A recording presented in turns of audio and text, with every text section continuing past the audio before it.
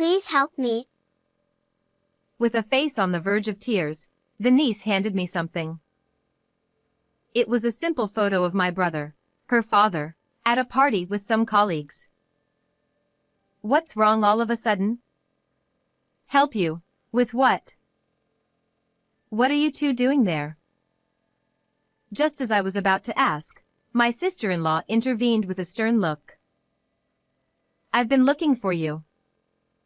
Come with me. And in an instant, she took the niece away. Left alone, I casually flipped the photo over, and on the back, there was a message from my brother. If anything happens to me, please protect my daughter. My name is Beth. I'm 32 years old and work as an office clerk at the construction company my family runs. My brother, who was 10 years older than me, was hardworking from a young age and carried the heavy expectations of being the heir to our family business. Everyone, including me, assumed that he would inherit the company. However, after graduating from high school, he increasingly clashed with our father and grandfather over management policies. It seemed my brother had no intention of taking over the company. I love being a carpenter, but I'm not doing it to inherit the business. He would say this all the time. Then one day, I've met someone I want to marry. He brought home a woman. Her name was Sarah. With her easygoing personality, she quickly bonded with our family, but she never lived with us. I'm getting married and moving out. What? You're not going to take over the company? You know how I don't get along with Dad. Sorry for the trouble, but this is how it's going to be. With that, my brother gently patted my head and, just a few days later, got married and moved out. Even then, he kept in touch with me, chatting about trivial things. Sarah's dinner tonight was delicious, as always. She's a nutritionist, so she makes sure it's good for my high blood pressure. Yeah, I've heard that many times. You never get tired of bragging. I was genuinely happy as long as my brother was happy. A few years after they got married, my niece Summer was born. From then on, I would occasionally meet with my brother and his wife. They seemed very happy, and their daughter grew up loved by both of them. When the niece turned 10, talks of mending our family's relationship with my brother began. If we could laugh together as a family again, nothing would make me happier. But that wish was never granted. One day, while I was working as usual, my sister-in-law called me, which was unusual. Normally, I would hear from my brother, not her.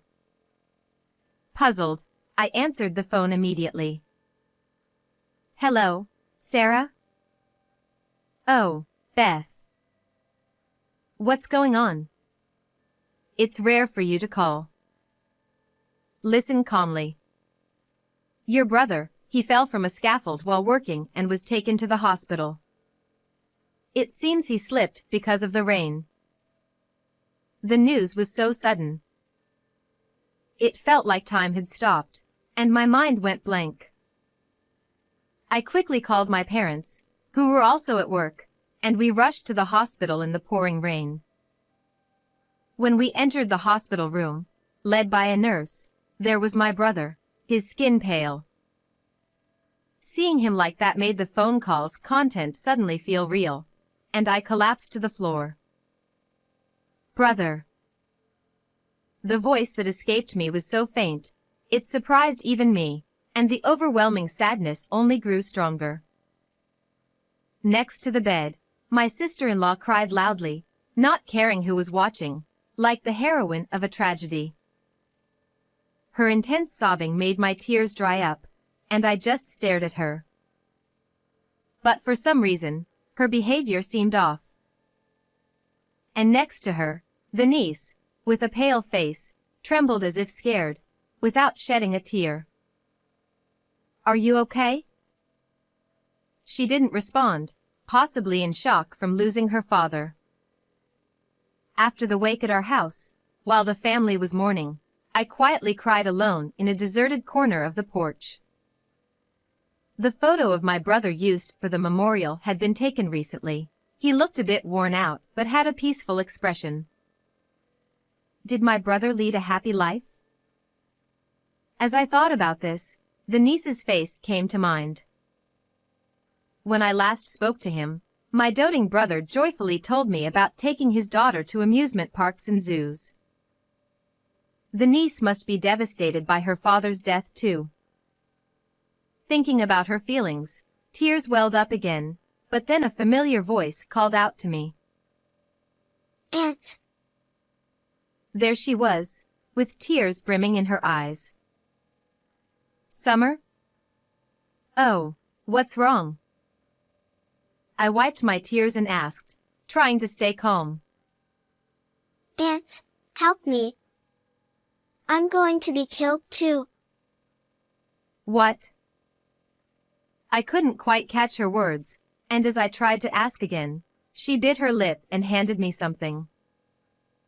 Daddy told me to give this to Aunt Beth if anything happened to him.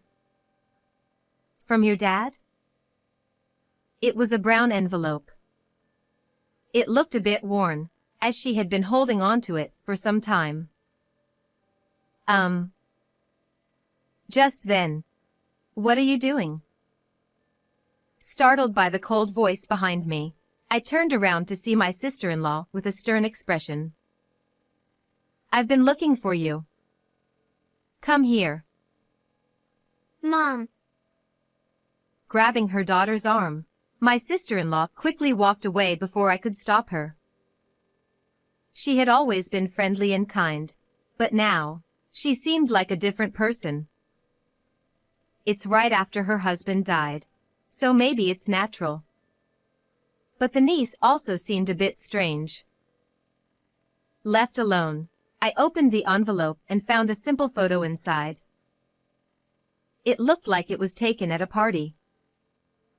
My brother was smiling with a few colleagues. I instinctively turned the photo over.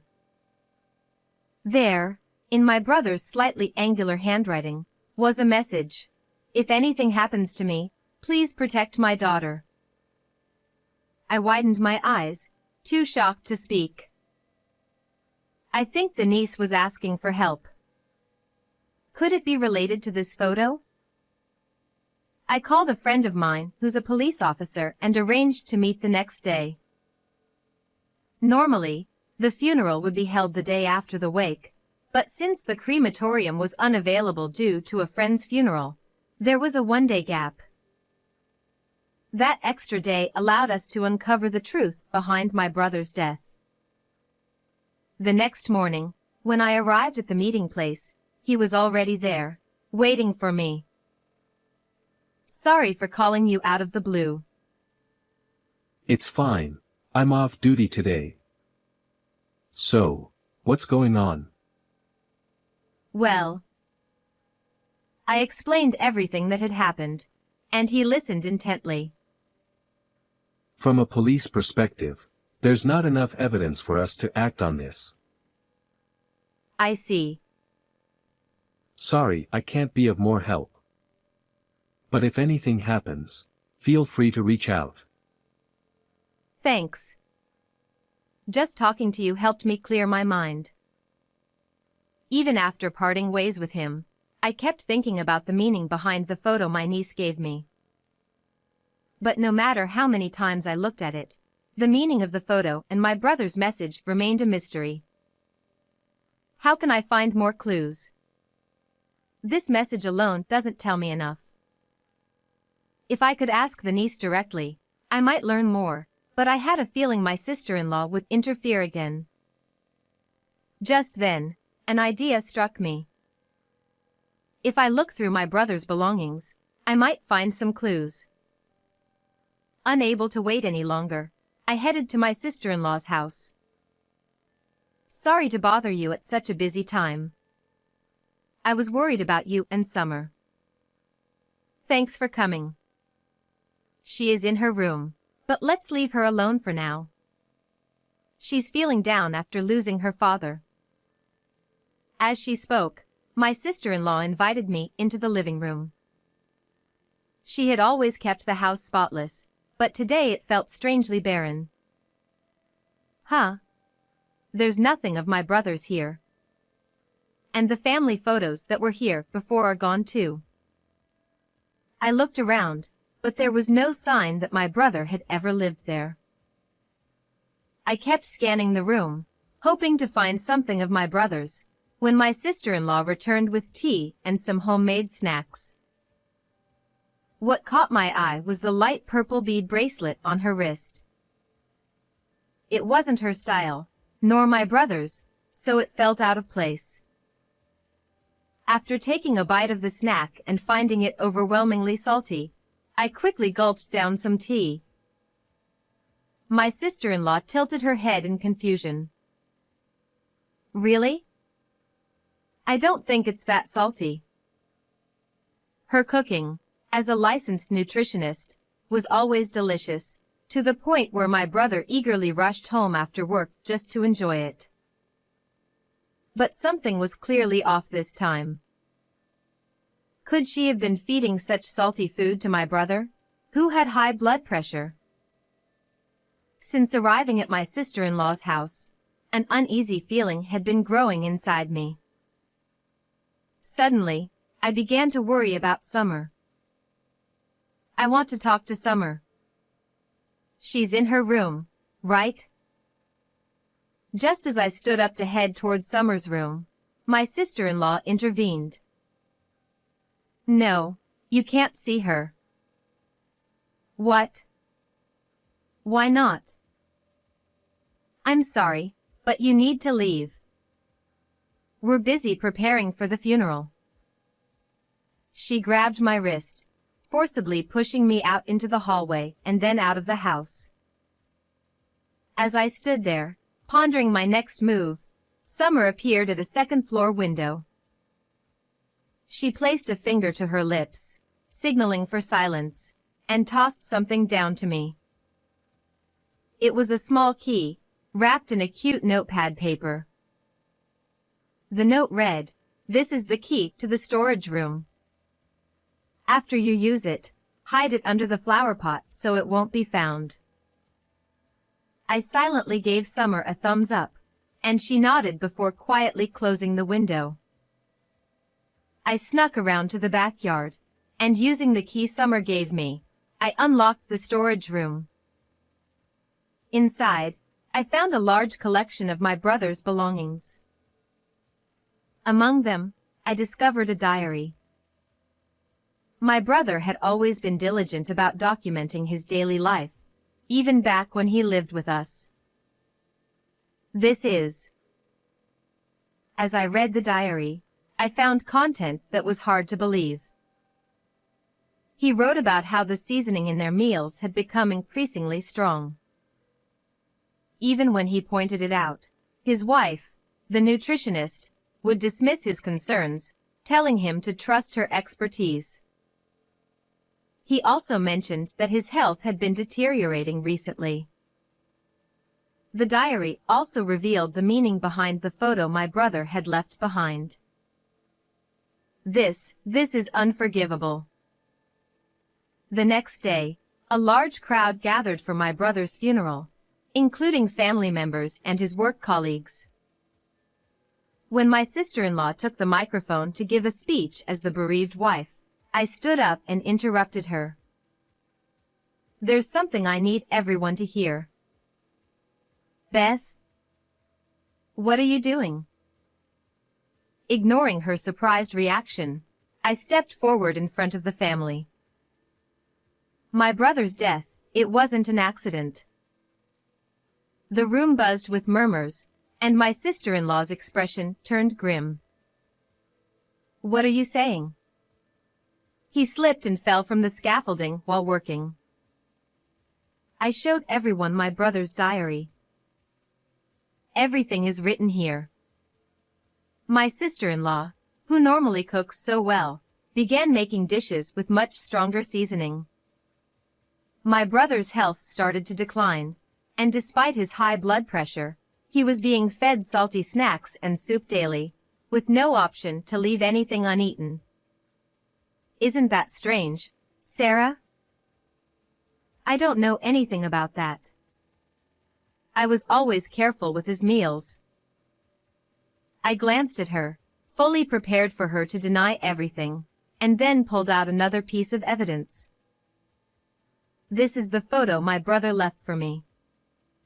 At first, I didn't understand its significance. But yesterday, when I visited your house, I realized the truth. Someone in this photo is wearing a light purple bead bracelet, identical to the one you were wearing, Sarah. As I pointed to the person in the photo, all eyes turned toward them. Max, you and Sarah were having an affair, weren't you? My brother trusted you more than anyone else as his colleague. So why would you do this? The room erupted into whispers, while my sister-in-law glared at me, and Max looked pale and visibly shaken. I had known Max for a long time. He and my brother had become close after my brother started working, and he often visited our home. I could see the same bracelet on Max's wrist, the one that matched my sister-in-law's. My brother must have been deeply conflicted, knowing that the person he trusted the most was the one betraying him, and possibly even trying to take his life. That's why he couldn't bring himself to speak plainly and left this photo instead.